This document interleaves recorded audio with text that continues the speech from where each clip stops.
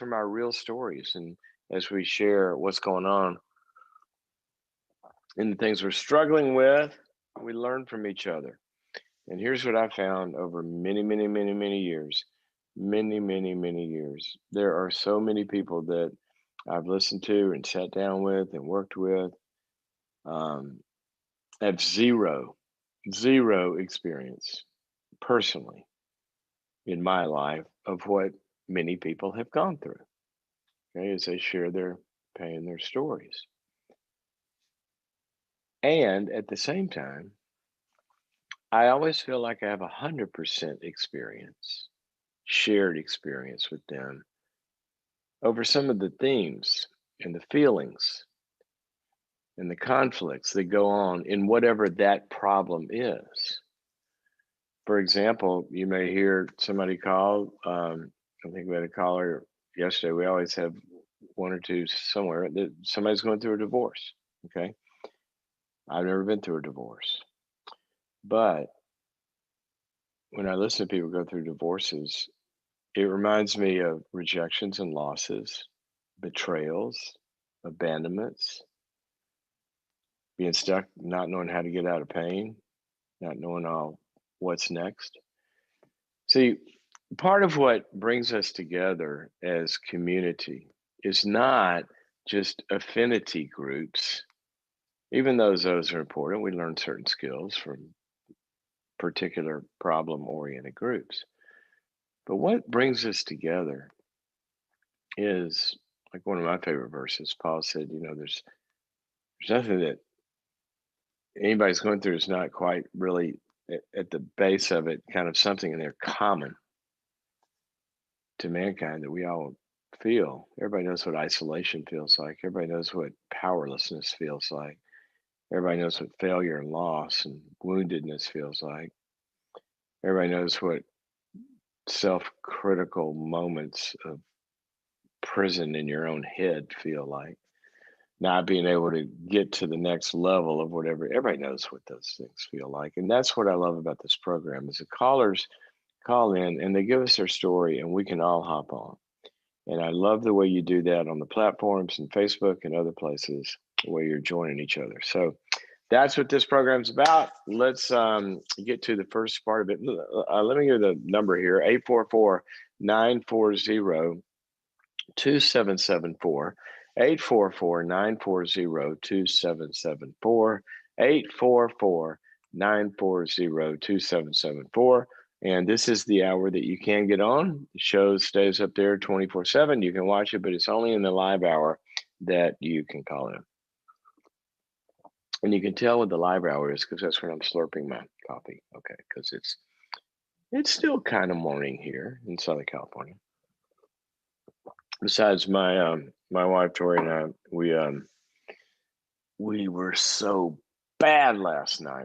We had kind of a late dinner for us, and we're empty nesters now. We're figuring all this out. So kind of a late dinner, and about probably 9:30 or so, we said, "Well, what? Let's watch a little bit of." We had started a new show. Let's watch a little.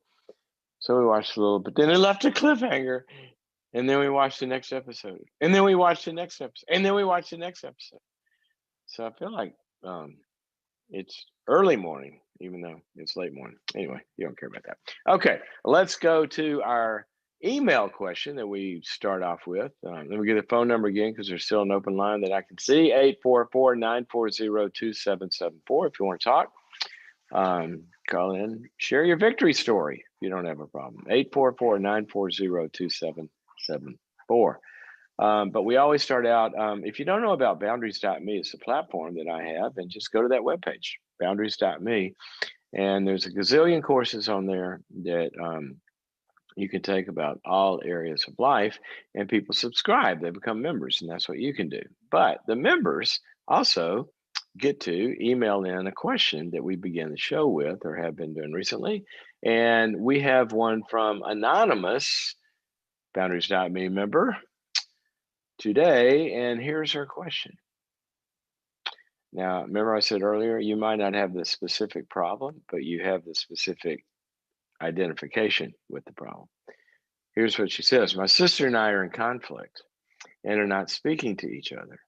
I'm not sure why she's mad at me, but she accused me of something I didn't do. And here's her question: who makes the first move in a healthy relationship? Who makes the first move in a healthy relationship? The answer to that is the healthy person makes the first move. And what I don't mean by that is the healthier of the two. Okay. What I mean by that is any healthy person makes the first move. That is the nature. That is the nature of people that thrive and people that are redemptive forces. And by redemptive forces, what I mean is that you might not be at fault. It sounds like here, she feels like she didn't do anything. And you hear people say this all the time. Well, it's not my problem. They're the ones that did it. They should come to me. Really? That's how you want to be? You want to leave the power for reconciliation and the power for healing and the power for getting to the next level 100% in someone else's hands and admit I am powerless and unable to even try to bring about a good ending. Really? Is that the kind of person you want to be? The people would say, well, they can come to me. I don't think so. What if a fireman said that? Well, their house is on fire. It's not my problem. Call me. Well, certainly they're going to call you, but I think if the alarm went off and they hadn't called you, you might go there too. Okay. So the second reason for that is many times they might not have the capacity to take the first step. Okay. Maybe they're too arrogant, narcissistic. Maybe they're too selfish. See, I'm starting out with some bad stuff here, right? Because that doesn't matter. That you've deemed yourself, I'm speaking to you generically. I'm not talking to her. She's not doing this. I'm speaking generically to the people who say, well, they should come to me. Okay. I'm starting out with bad stuff. They should come to me because they're narcissistic, they're selfish, they're this, they're that. Doesn't matter. In fact, that's even more of a reason. If you've deemed yourself morally superior, everything we know about the morally superior people is they humble themselves to serve others. So you can't claim moral superiority and inactivity. All right. Now, let me say what I'm not saying here.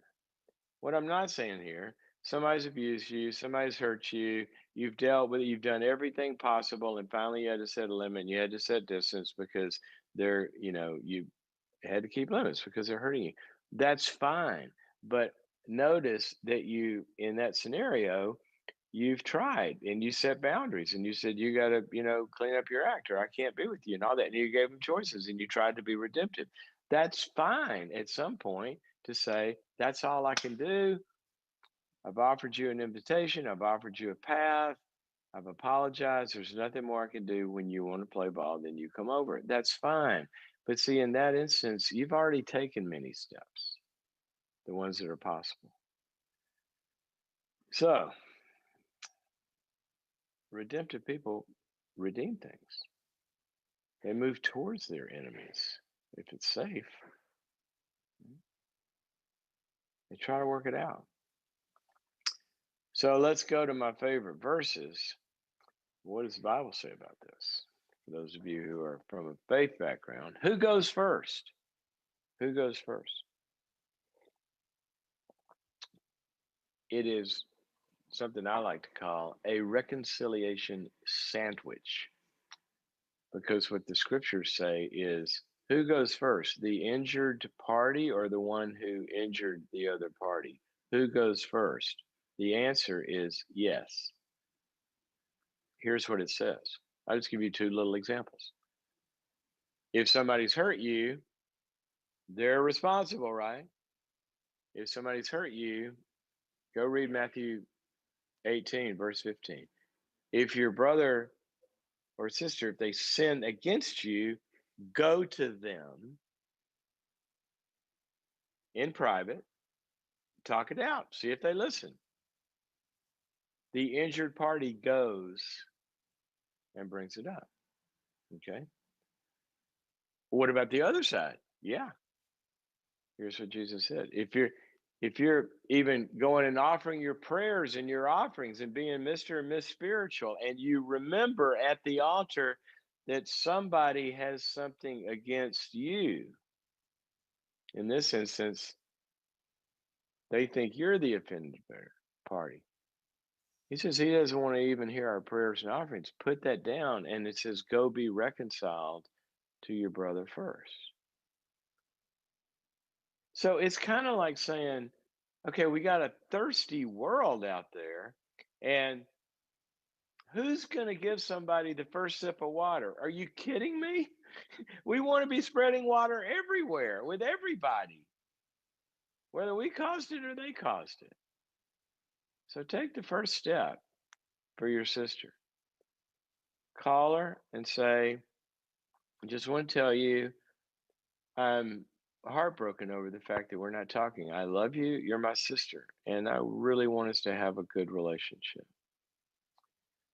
I'm not sure what's happened here, but it seems like you're either hurt, I've hurt you in some way, or you feel offended or something. And I would like to really understand what it is.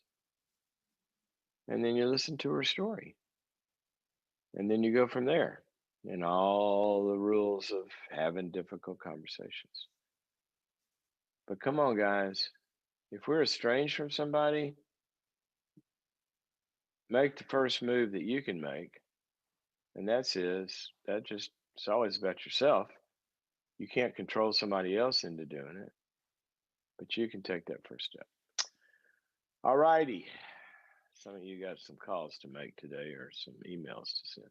844-940-2774, 844-940-2774, 844-940-2774 is the number to call in.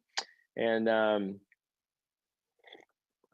we're going to go to the phones now, and we're going to start out by talking to Stephanie, who's got a question about her kid. Hey, Stephanie, welcome to the program. Why, hello. Thanks for having me. I'm so excited to talk to you.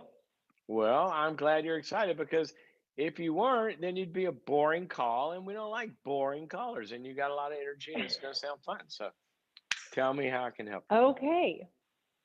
Well, I have a son. So I have a son, he's 9, and then 3 girls after him. And, Wow. and I'm married, and we go to church. And I mean, the Lord is really important in our family, and we emphasize honesty. That's huge for us.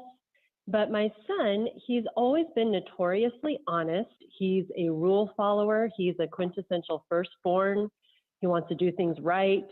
If I forget my mask or something, he's like, Mom, put your mask on. We're going to get in trouble. And worried about getting in trouble. Yes, very worried about getting in trouble. Well, by the so way, Stephanie, preschool. I'm going to start I'm going to start a world storm here. But the firstborn stuff, Is it not true? It's baloney. The research has never, ever, ever borne that out. I mean, and even recently they did some massive studies. But people like it, and they tend to have their anecdotal stories about it. So anyway, I just thought I'd put it out there for those who are empirically based and want to look at real research that tends to fall apart. Anyway, but I understand that he's very conscientious, right? Yes, conscientious kid. And I was a very conscientious kid. I did not like school. I was afraid of everybody. I wouldn't talk. And then like in 6th grade, I just decided I love people. And now I've been super social ever since. Well, he's kind of followed in my footsteps. And My question is, am I being, am I over empathizing with anxiety or am I being manipulated? So all through preschool, he cried every single drop off. Kindergarten, they had to pry him out. The gym teacher came out to the van and pried him out of my van because he would not go. Um, Second or first and second grade, it got a lot. Hold on. When these instances Mhm, would mhm. happen, yeah, but how would you handle it in the moment In the when they're moment, crying? I would try not to give it so much power, and I would be like, Harper, I love you, honey. You need to go to school. You know, I'll see Okay, you great. at 3 or Not whatever a it lot is. of drama. Yes. Not a lot of drama. You close the door. You dropped him off, and see you later. Oh yeah. Yes. Yep. Perfect. I would. Perfect. Perfect. Perfect. The teacher would have to physically restrain him, and I'd say, "Love you, bye," and I just run away. Perfect. And first and second grade, he finally kind In of an figured out, otherwise "Hey, this healthy is life." child. Okay. In an otherwise healthy child. I mean, I know there are instances where, That but your kid was okay. You checked it out. All of this. I just want parents to hear. Do not give in to that stuff. If your child is fine, they're just, don't give in to that. Do what she did. Okay, so keep mhm. going. So now it's been better first and second grade. He's invited to all kinds of birthday parties. He's got buddies. Life is going really well, and I'm proud of him. I mean, he's still kind of hard on himself, but it's going Okay. well. Well, then third grade, his teacher is not, he says, not quite soft enough. She raises her voice and scares him. And Wait a minute. he Well, hold just, on a second. and Hold on a then, second. He said his mhm. teacher's not soft enough. Yes, that's something he's always just said. Like, she's not like soft and kind and just, I don't know what he's trying. I mean, yeah, Yeah. basically Okay. just I just didn't know who sweet, said it. not I was sweet just enough. asking. He's going. She's Yes, kind of gruff. that was my son. She's a Okay. little gruff. And then he would now, and then it was fine, but he's like, eh. Well, then the last 2 weeks, he would just start crying before school and losing his mind again. And I'm like, I'm not doing this again. And he's like, someone is messing with my Chromebook because they have to use computers at school now because of COVID and whatever. All right. And he's like, someone's messing with it. And and and I'm having issues. And then he's like, but the teacher thinks it's me, and now she doesn't like me, and I'm so scared I can't go. And so I talked to the teacher, and um, so there were a lot of things going on with the computers. And then IT traced it back to him that he's doing it. So I can't figure out why he's He's screaming, doing something crying. accidental, or he's No, I maliciously mean, doing something. it would have to be on purpose because But I don't know someone what went into his I don't know best what the friend. it is. I don't know what the it is. Is he sabotaging his own work or other kids' work or what? What is he doing? No, it looks like he went into his friend's account and changed his password. And then so then that friend was locked out of his computer and had to use the teacher's computer that day. And this is a good friend or an enemy? So no, it's his best friend. He loves him. And when he was questioned, he's like, why would I do that? Easton's my best friend. And he just continually denies it, and he just cries his little eyes out, and he's like, I know the evidence points to me, Mom, and you can think what you want, but I did not do this. And he has so much anxiety because he thinks his teacher hates him. He thinks no one believes him. But there's no doubt that he did And it.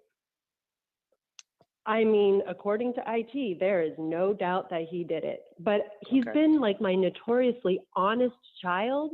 And I All just right. cannot figure out where this is coming from, and I don't know what to do.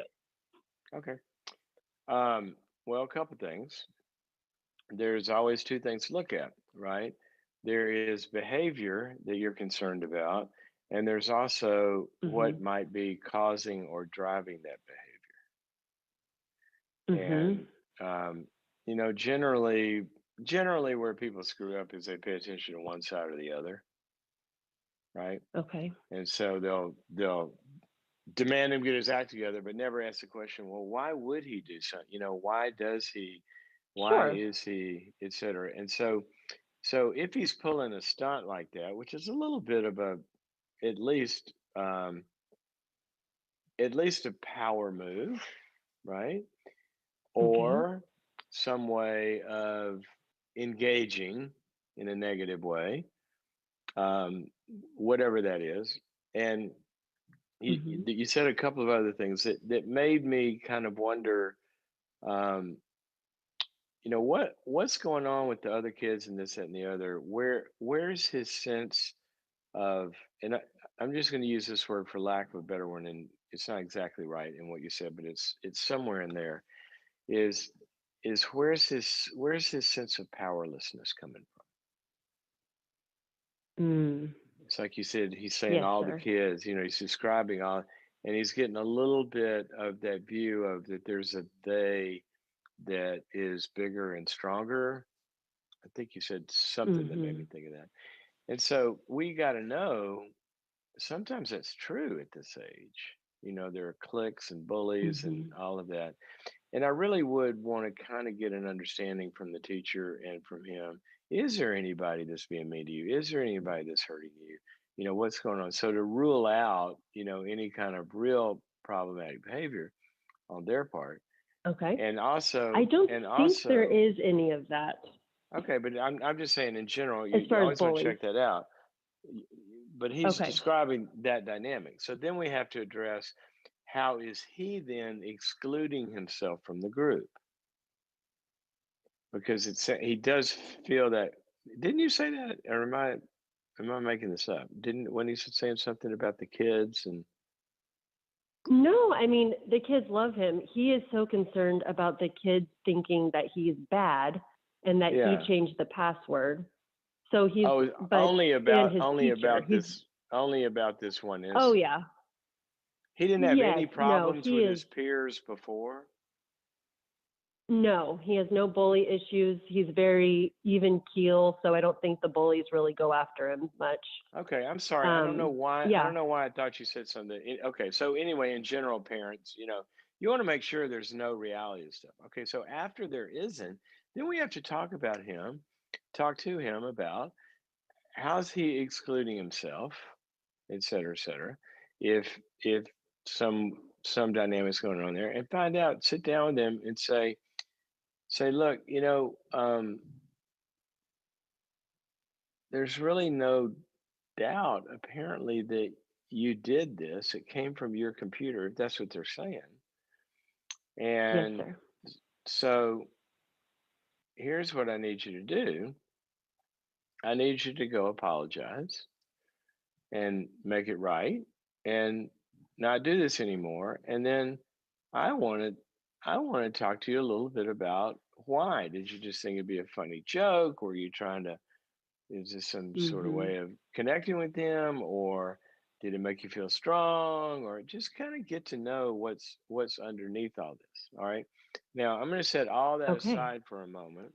I'm going to set all that aside for a moment, and I'll Okay. give you one other one other path to go down, which is important. Um, in what you Okay. said, I would be a little concerned with his sense of over conscientiousness and over responsibility where he always worries about, Yes. if somebody's going to break the I'm rule. very concerned. Yeah. Yes, And sir. I would make that a big target Okay. because that is I mean, that among other things, it's just a formula for anxiety. If you want to be anxious, then Oh, yes. have two He is strict very two anxious. strict voices in your head. Yeah. And so I would really Hmm. target those things and may even write them down with him. What are some things that you worry about that you're going to screw up on? And really start to look at those. And Mm. if Hmm. I didn't see this anxiety thing diminishing through those sorts of interventions and continuing to, empower him to go forward and face into these things, then I'd have him see a good therapist. That'd be a cool thing, I Yeah, think. And I also think so too. about the gruff teacher voice. Uh huh. Um, I don't know exactly how he meant that. I'm assuming it's not, you know, neurological explosions in his head when somebody's voice is too loud. He doesn't sound like he's got those problems, right? He kind of handles Oh, I noise don't and know. all of that. Well, he doesn't. He does not like super loud noises, but he feels like she's yelling at him and that she has disdain because she keeps pointing out Okay. what he did wrong and shaming him. So then he cannot All keep right. it Well, together. He just like panics before school. okay. Then I would try to find out if that's true. Okay. Yes, and we did And that, and the teacher said she's going to work with him and she doesn't want him to feel that way. okay, great. Now we're going to see if it diminishes as she changes. But what's very possible here is when you got a critical voice in your own head that yells at you, Mhm. at a Yes. 10 level, somebody speaks to you at a 5 level, it ends up going inside to the 10. And now you got 5 plus Yes, 10, and sir. people feel over criticized by somebody who's not soft. Maybe they're just harsh, you know. But what we've got to do with this Yeah. kid is is not teach him that all of the harsh people in the world are going to go away, or all the harsh people in the Yes, world we sir. can go storm the halls and make them be nice. What we're going to teach our Right. kids is resilience to live in the world that they're going to live in. And so Absolutely. that's why I I would begin agree, to sir. coach it. So what do you do? What do we do when Well, what do you somebody's do not a when he's nice person? panicking and he's, well, yeah. Yes, sir. You Well, we you have to you remember teach that him, maybe that's just the way they talk. yeah, or maybe they're a mean person. We don't know. Maybe the cat doesn't even like Hmm. them. We don't know. But here's what we can Sure. control. We can take the message Yes, in it sir. that's usable, and we can act on that and all that. So I would work on his Hmm. resilience. That's what I would do. Okay. And if he's Dr. Cloud, otherwise so not in any appreciate kind of you. well, thank you very much. If he's not in any kind of other psychological danger, then you just push him right back into those things that he's anxious with. Say, I know it's hard, but you're going to pull this off. Give me your plan. Equip him with a little bit of a plan, how you're going to deal with the day. And then when you get home, we'll talk Hmm. about it. Bye. See ya. And then Exactly. wait, which you've done. So, okay. Hope that's helpful to you. Okay. I like so much of what you have been talking about, though, because and I can get some other callers, but so many parents, oh my gosh, come on.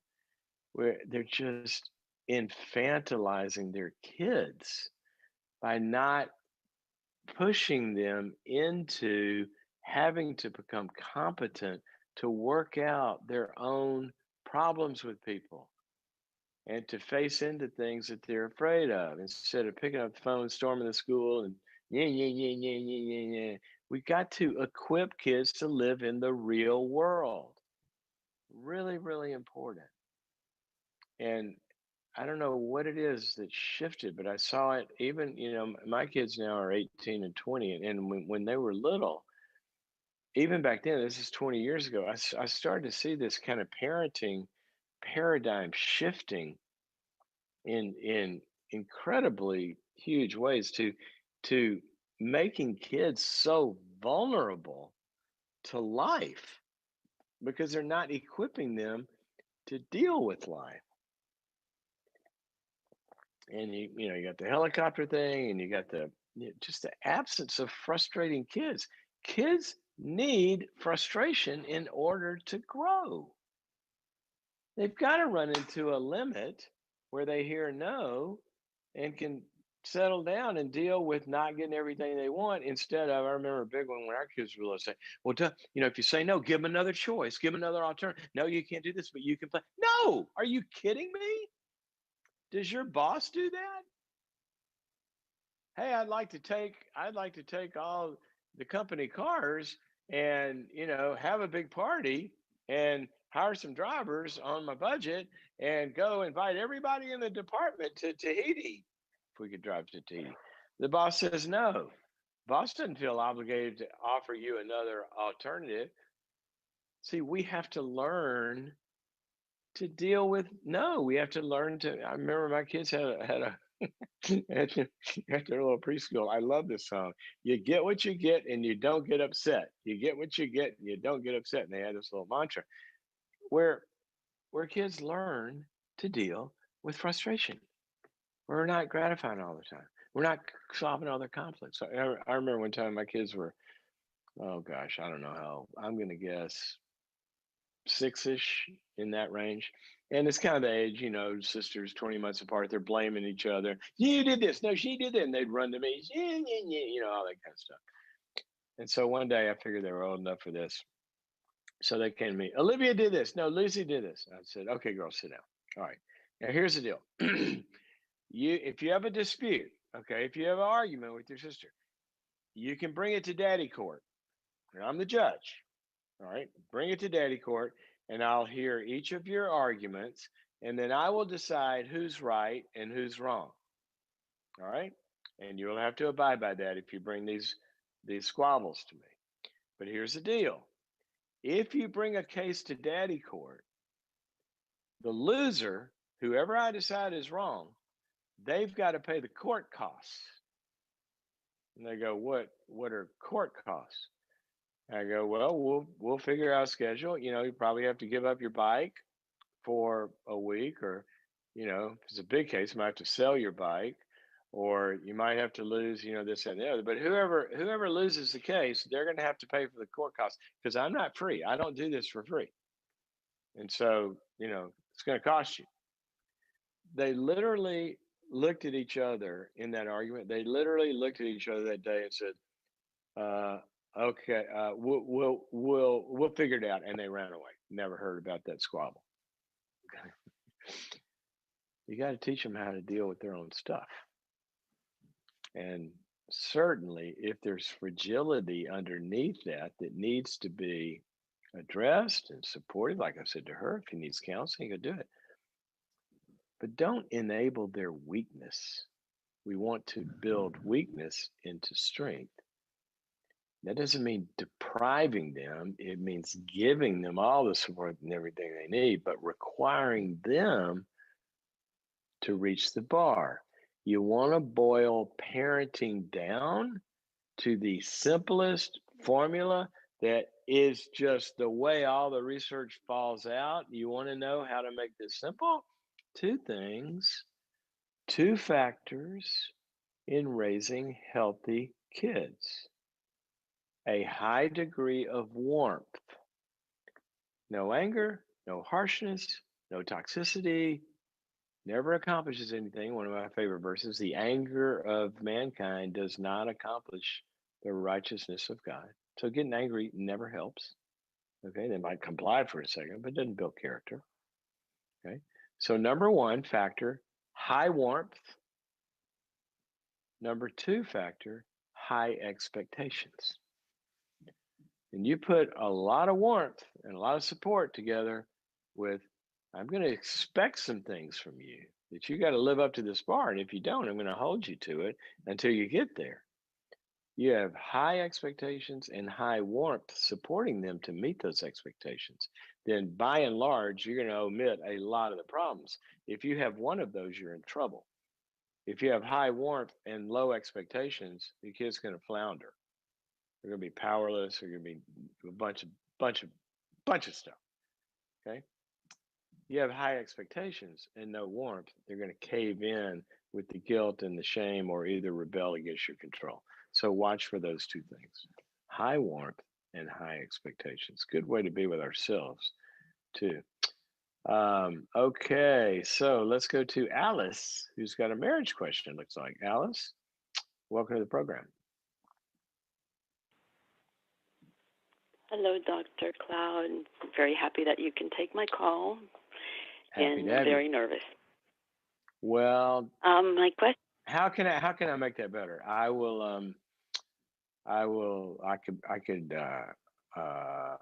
could be a goofball. That make it less serious.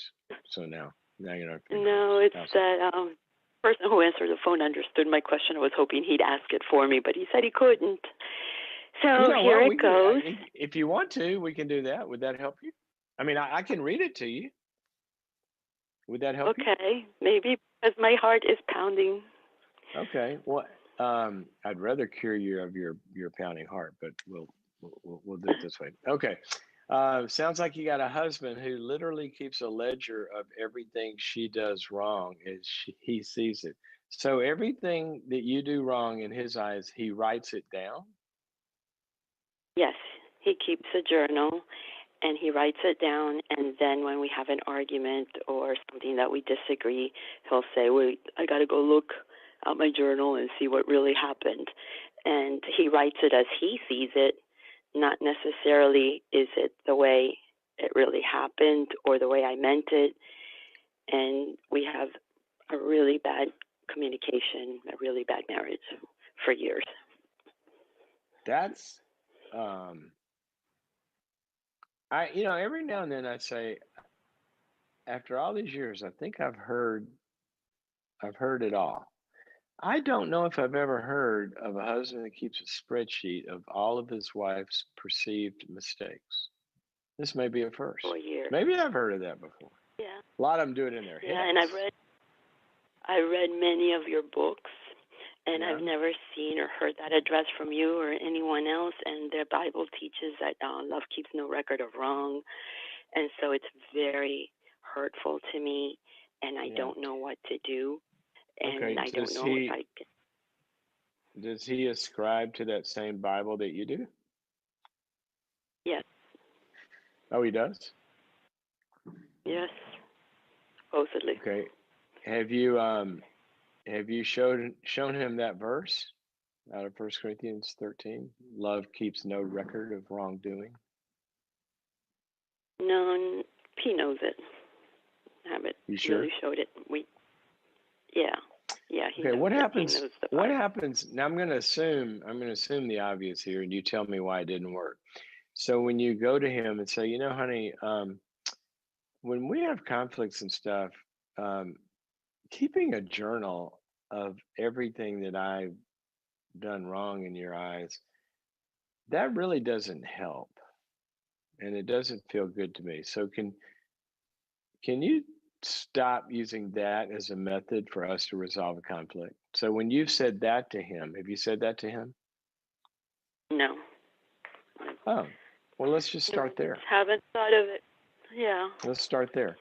Okay, now I'm going to guess that when you talk to him about conflict, it doesn't go well, right? right. And we don't talk much anymore. Lately, I've had to get the elders of my church involved, and things have gotten a little bit better. So maybe now I can talk to him. I just don't feel safe because I just get hurt so easily. When we do Okay, talk and well, we discuss, like, i- if it's at the place where um, the elders have come and talked to him apparently, and he's listening to them, it sounds like. Is that right? mm, not really. He's taken himself from under their authority now. Oh, I thought you said it's gotten better.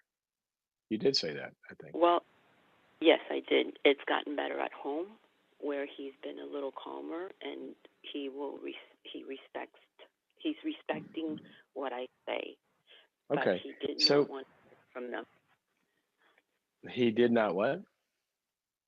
He doesn't really want to hear from them. He believes that he knows the Bible just like they do, and they can't. I feel like he believes they can't. No one can teach him anything. He knows it Well, all. then he doesn't. Then he doesn't know the Bible. But here and there, this is more about a kind of characterological pattern generally when you see this than how much of the Bible somebody knows. But here's what's happened. You guys' ability to resolve this together, the two of you in the room alone, has proven to not be able to be effective, right? Correct. When the two of you Right. sit down and talk about this kind of stuff, it doesn't help. So I would just tell him, I really want our relationship to improve. It's kind of broken down in some ways, and I want us to go see a marriage counselor together, because when Well, if the two of you are the only two talking about this, the skills aren't in the room, especially it sounds like from his side, to be able to resolve this. And it's not until a third party walks in the room that he even seems like he responds. And so I would go that route. We have tried. Yeah, we tried marriage counseling. We had 2 sessions together. I've had sessions individually, which I'm still seeing a counselor. And he had some individual sessions by himself, and then he quit. He doesn't want to hear from the counselor, from the elders, from anybody. And I believe he's hardening his heart. Okay, but just let me say this. When people say, I'm not accusing you of anything, I'm just saying, I'm giving you the numbers here. When we say, well, we tried counseling, it's kind of like saying, a light's broken. I've got one light bulb in the closet. I bring it out of the closet. I screw it in. Oh, I tried that. It didn't work. Okay, as if that's the only option. Yeah, well, yeah, I'm still seeing the counselor. I'm still going to counseling because I need healing. Absolutely, I understand. I'm glad you're doing that. But I'm talking about the marriage counseling. And so what I would want to be talking about with the counselor is, what is the best strategy? And here's the question to ask: what kind of leverage do you have with him? Okay, because he's not responding to just requests, but he responds, when some sort of leverage comes and puts a little pressure on him. So I would begin to get to talk to the counselor about, and I got to move on here. I'll leave you with this, but I talked to the counselor. I'm glad you're going to counseling. Okay, sometimes people say, well, he won't go. Well, that doesn't keep you from going, and you're doing the right thing. You're going. But I would want you to talk to your counselor about, if we start to think, what's the best way to get him back into a different marriage counseling? Okay, somebody strong enough to handle him. Okay, what's the best strategy for this? And it may involve, you're taking a stand, and it may involve you having some consequences, and it may involve bringing the elders back in. It may involve, somebody else that has leverage with them, a good friend or whatever. But he's not the kind that responds just by seeing the light. He's got to have some sort of pressure brought to the situation. And there's a lot of different ways in which you can say, I want you to go, but if you don't go, then here's what's going to happen, A, B, C, and D. And you and your counselor can come up with that plan. Oh, my heart goes out to you, though. I'm telling you, when somebody's keeping a running tab of your mistakes or their perceived mistakes of yours, that's not generally the way that we get to a good place. Okay. And I'll say this about that, because here's a good thing to remember. Relationships, and this is one of my favorite verses, it's a lot of verses summed up in one. There's only 2 ways to live in life.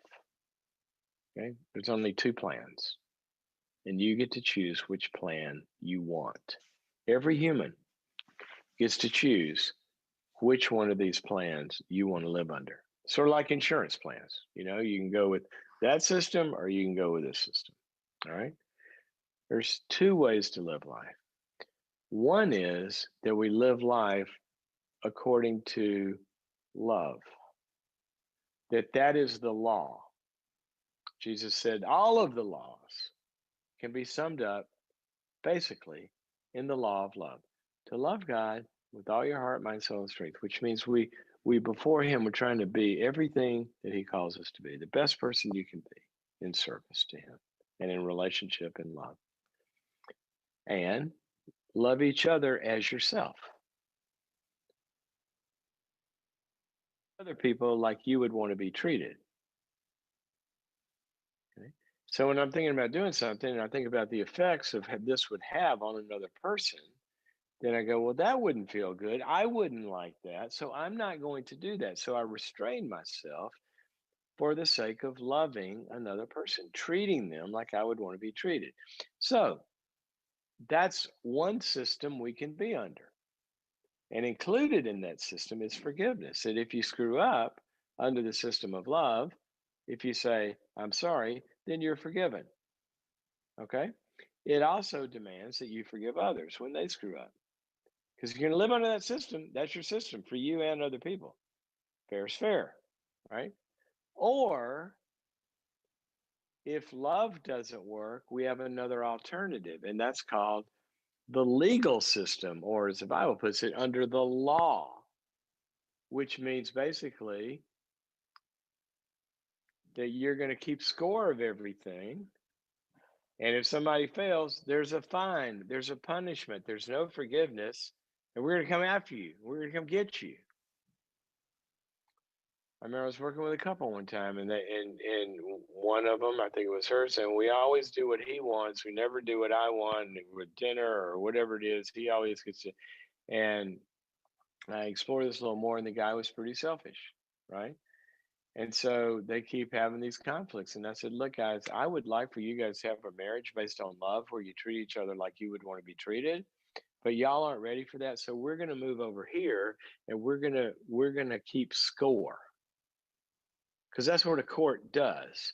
It hears the evidence, it keeps scores, and it renders a judgment. So until you guys learn to love each other, which we're going to work on, I'm going to be the judge, and I'm going to hear your case every week, and I'm going to hear the evidence. So you've got 7 dinners this week, 7 evenings, whatever you got to choose from. I want you to write it down.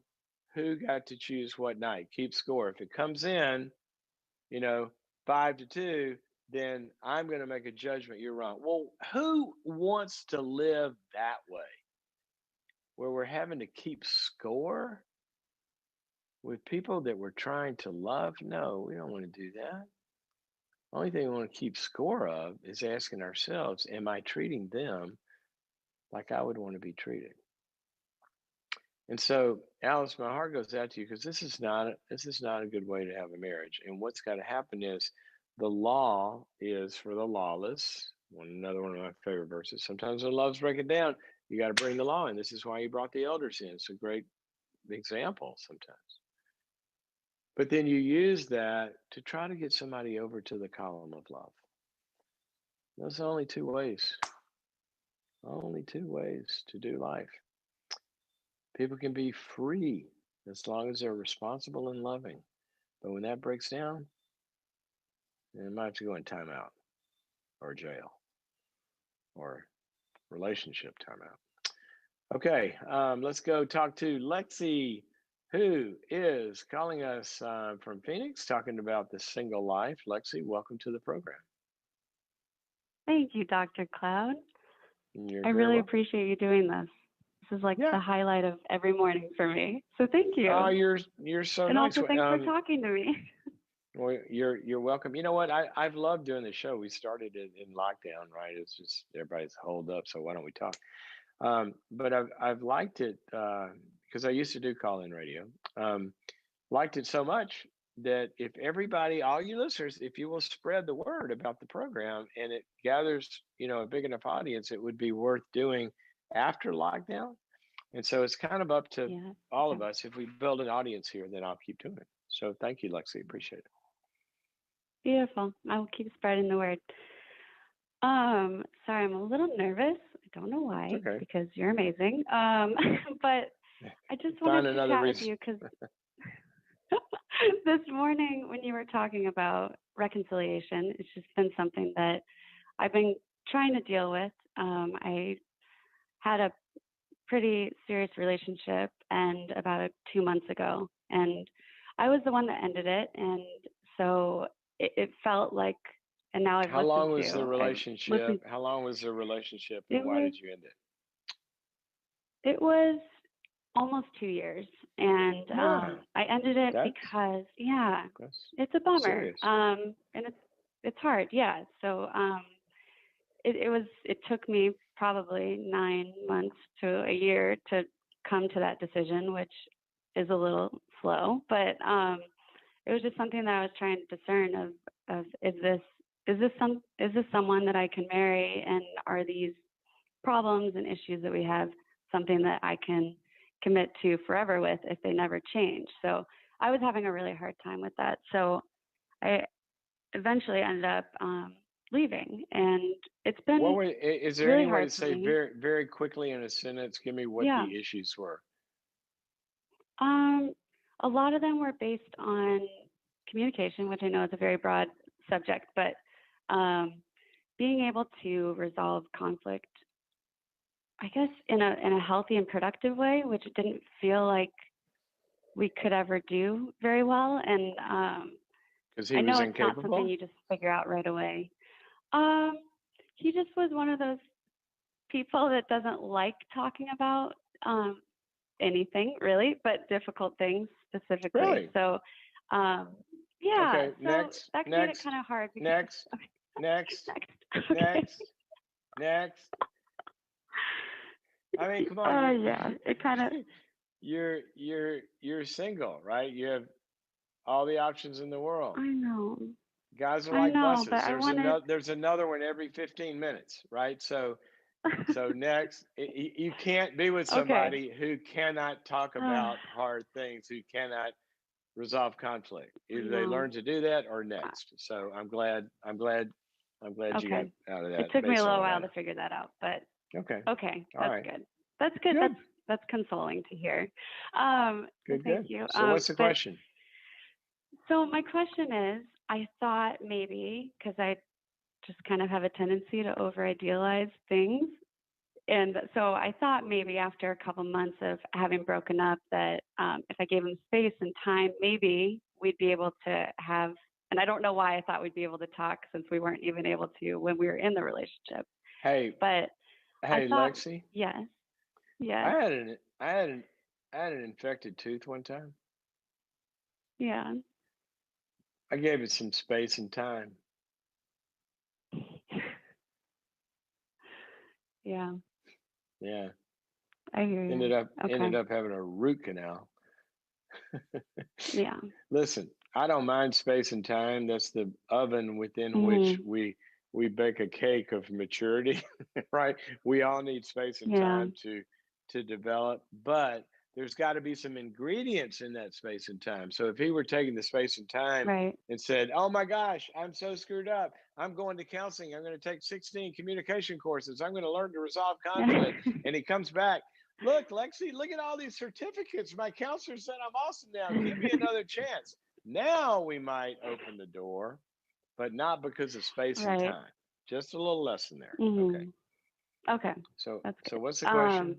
Well, so my question was, how do I metabolize that pain? Because I feel like that was kind of reignited when I found out, like, hey, the door is totally closed. I have no interest in talking to you. Um, like, I can't even really talk to you. I don't want to. And so I feel like I didn't get that closure But that I wanted, did but you maybe that's what I but needed. did you wait a minute. Did you open the door again? He came back after 2 months and you opened the door? I Or no, so you I had tried to sent a letter. and he closed the door? Yeah, I sent a letter a while ago, and I just thought I'll give him time, and hopefully one day I got a text apology, and so I felt like that was good, and that was kind of consoling. But I thought maybe as mature adults we could have a conversation in person where we both were just able to say, "Hey, sorry it didn't work. Sorry things were hard." But anyway, so I didn't get that, and then he texted me and said, "I'm dropping off your stuff. I've been avoiding doing it because I don't want to talk." And so I think that just reignited the pain that was already there. Okay, well so what's your question? How do you get rid of that pain? So my question is, how do you work through that when you don't feel like, I just don't want to carry that into, I just don't want to keep carrying that. So I'm trying to figure out, how do I process that pain when I didn't get this like peaceful closure that I wanted? Or just knowing that I haven't made things worse, which it feels like I did. Um, Oh, I don't I don't all know. I just want to know that I wait didn't a minute, hurt just him and hurt him us. by asking Yeah, him to talk? yeah. Listen, I know Lexi, that sounds Lexi's ridiculous. Lexi, I Lex, know. Lexi, Lexi, Lexi, I listen know. to me. You know what? Okay. Huh? I know that sounds ridiculous. Which I part? know I'm not asking for too much, me asking him to talk. No, you're not. But Just you feel somehow, like, yeah, you are. yeah. Okay, so Mhm. I'm gonna ask you to go look at something. You Okay. have you have a tendency that you've described to me here, and I don't know you well, but you have a tendency Mhm. to take more responsibility than Mhm. is actually yours or that you have control of. Yes, So that you're would be feeling accurate. bad for him Mhm. about behavior that only he has control of. Right. All right? So follow me here. If you're a Mhm. person Okay. that takes over responsibility for other people, Mhm. who is going to come running to have a relationship with you? People that don't take responsibility for their side of the relationship. Right. It's a match made in heaven. I'm very accustomed to it. So yes, I should try to not attract those people.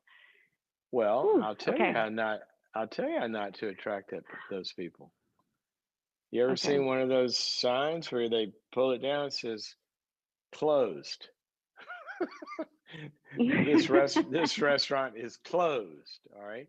So Yes. every time there's that impetus to take responsibility for, oh, the poor guy, oh, this that, and the other, and it's caused by his behavior. Mhm. So you're always trying to bring him, get him to come talk, make him open up, work on his communication. No, if you gotta make him do it, you're a mother, not a partner. Right. Yeah. I don't want you out there being attracted to little boys that you got to raise. Me either. So Okay. closed, closed. Okay. All Okay. right. That's what I'm most I concerned can do about that. here.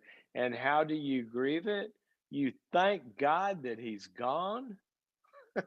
A, Okay. somebody that Okay. won't even have the breakup conversation and bring your stuff. Right. Okay. Yeah. So you dodged a bullet here. A, B, Okay. you learned from it. Okay. Okay. Maybe you come to, I'm having a recover well from divorce on October 22nd, 2 hour I seminar. was Works thinking well about for, going to that, even though it yeah. wasn't a divorce. Well, it I was is a thinking about divorce just in your going heart. anyway. It's similar. It is. Okay. Yeah. Mhm. So Okay. that's the second thing. The third thing is cry hard. I've done a lot of that. All right, but Okay. here's what I want you crying about. Okay. Right now you're crying about longing for the good times that you had, right? And all of his good moments and all this good Mhm. stuff because there was a lot of good. And you're crying about that, right? You're going to miss that. Mhm. Yeah. But when you cry, I want you to cry about him because he was not just all of those good moments. He was also very, very, very, very frustrating. Yeah. Mhm. And he didn't live up to the bar of being the man that you want to be with. And so I want you Right. to grieve the real guy, not the longed for, all good fantasy guy that the good moments were about. You got to grieve the The one whole he could thing. have been, right? Yeah. Okay. I can Do do what? that. I said I can do that. I said not just think about what could have been. I do that a lot, so Not, you say what could have been? I will. Yeah. I need to look Guess at what what? it was, not what it could have been. Guess what? No, Hmm. no, no, no. You need to recognize that it could not have been. There is no Okay. could have been. It could have been if he were a Yeah. different guy.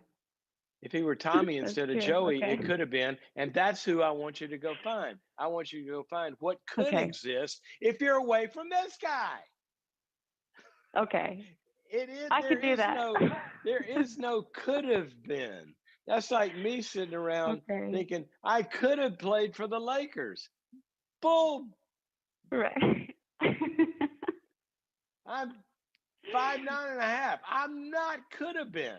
And he's not a could have Okay. been until he gets struck by lightning. So how do you process it? How do you grieve it? You grieve the reality Mhm. of what the real grief here Mhm. is is he's not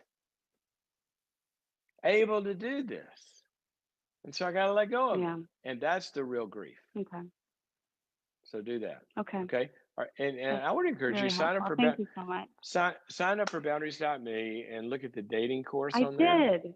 You did. Okay, go Okay. find that Okay. I haven't course. listened to that one yet. Okay. I Oh, will. oh, I've been Lexi. listening And to come the on. grief one. It's been good. Okay, good. Good. But go listen to the Thank dating you course on so much. boundaries.me. And also, Lexi, Yes. you're cool, all right? So go out there, make some guy show up who deserves cool. Stop enabling All right. these little Okay. boys. Okay. Thank you. Thanks Yeah. for your call. Oh, sweethearts. Such sweethearts. They get trampled by what could be the hope, the wish. Well, yeah, that's nice. You know, it's Tuesday, and wow, if it were Friday, then I'd be one day away from Saturday, but it's not, it's Tuesday. So we got to deal with what is. So when you're looking at your your uh your boyfriends, I'm looking at my Tor, come here and say hi, please. She come here.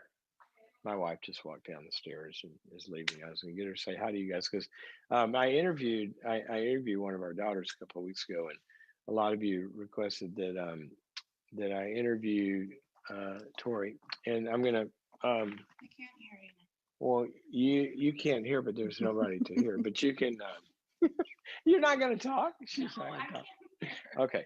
She's going to be back since she promised me she would come up for an interview. We'll take your questions and about marriage and kind of how we see things, how we have negotiated this thing called marriage for 25 years now. Anyway, that was a nice surprise. Okay, guys, we are out of time. A couple of announcements.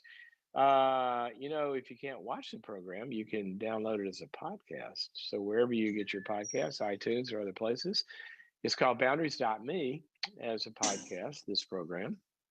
Or you can watch it on Facebook, YouTube, or Instagram. And please share it with your friends. If we build an audience for this, as I said earlier, we'll continue to do it. And even after lockdown. So that's what we're aiming at. And we need your help to get that word out. Also, go to boundaries.me and become a subscriber. I won't have to tell you much about that. You just go on there and it'll tell you everything you need to know. Just go look at it. It'll only take you a second. Log on, sign up. You'll have a whole world at your fingertips of topics. All righty. That is it for today, guys. Always good to be with you. Thank you to our callers. Thank you to all of you on the various platforms that are giving feedback to each other and support for our callers as well. We appreciate you and be with you tomorrow. Okay. See you then. Bye bye.